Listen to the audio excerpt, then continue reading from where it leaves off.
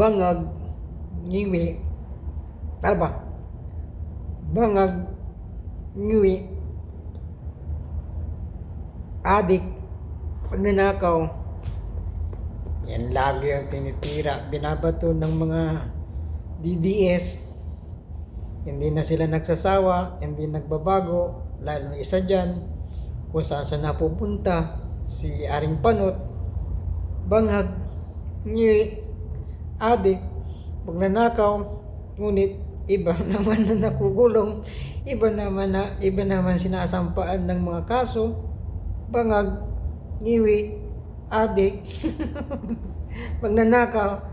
Ayan ang sinasabi sa hula eh.